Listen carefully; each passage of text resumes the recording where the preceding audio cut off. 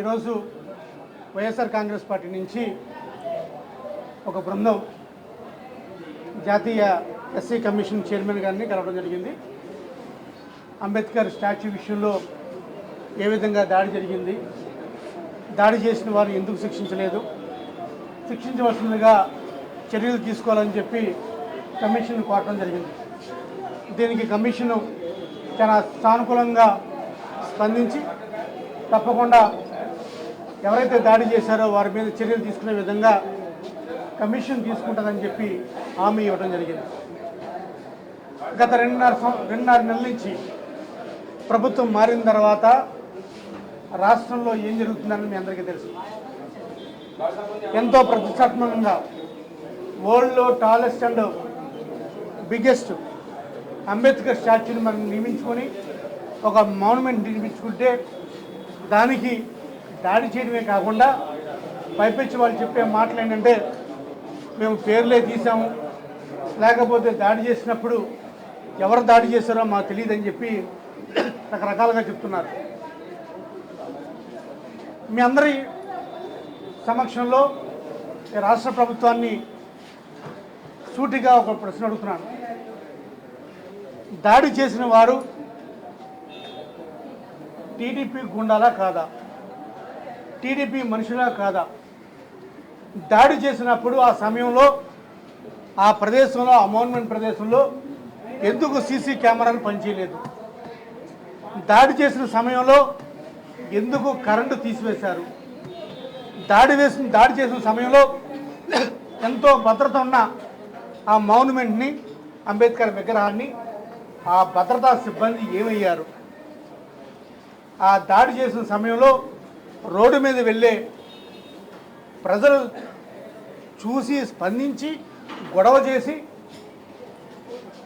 ఆ మౌన్మెంట్ ఉన్న చోట కూతంత దూరంలో కలెక్టరు, కూతంత దూరంలో ఎస్పీ, కమిషనరు, వెనకనే గవర్నర్ ఉన్న ప్లేసులో ఎటువంటి భద్రత లేకుండా అంబేద్కర్ విగ్రహాన్ని కూల్చాలని చెప్పి ఏ విధంగా ప్రయత్నం చేశారు?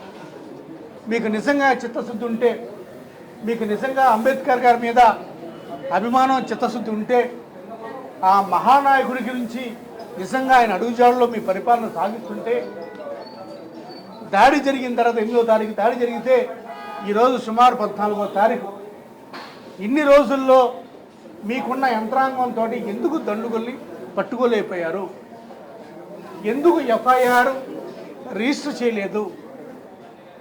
ఎందుకు అరే ఈరోజు అంబేద్కర్ విగ్రహం మీద దాడి జరిగిందే, ఇక ఫర్దర్గా అంబేద్కర్ విగ్రహాల మీద రాష్ట్రంలో అంబేద్కర్ విగ్రహాల మీద ఎటువంటి దాడి జరగదు, మా ప్రభుత్వం అంబేద్కర్ గారి చిత్తశుద్ధితోటి ఆయన ఆశయాలతోటి నడుస్తున్నామని చెప్పి రాష్ట్ర ప్రభుత్వం నుంచి ఒక ముఖ్యమంత్రిగా లేకపోతే ఒక మంత్రిగా ఎవరు ఎందుకు స్పందించలేదు? ఎందుకు అంబేద్కర్ విగ్రహాల గురించో లేకపోతే దళితుల గురించో సామాన్య ప్రజల గురించో ఈ రాష్ట్ర ప్రభుత్వం వచ్చిన తర్వాత మేము అందరికీ కూడా సంరక్షణగా, గార్డెన్గా మేము బాధ్యత తీసుకుంటాం, మేము ఎటువంటి దాడులకు ప్రోత్సహించిన దాడులన్నింటినీ కూడా మేము ఖండిస్తాం, వారి మీద యాక్షన్ తీసుకుంటామని చెప్పి ఎందుకు మీరు బాహాటంగా చెప్పట్లేదు? ఎందుకంటే మీకు అంబేద్కర్ ఆశయాలైనా, ఆయన ఫిలాసఫీ అయినా, ఆయన ఐడియాలజీ అయినా మీకు సంబంధం లేదు. మీకు ఎలా సంబంధం లేదంటే భారత రాజ్యాంగాన్ని రచించిన అంబేద్కర్ గారి రాజ్యాంగాన్ని పక్కన పెట్టి ఈ రెండున్నర నెలల్లో మీరు చేస్తుంది ఏంటంటే రెడ్ బుక్ రాజ్యాంగాన్ని తూచా తప్పకుండా అమలుపరుస్తున్నారు.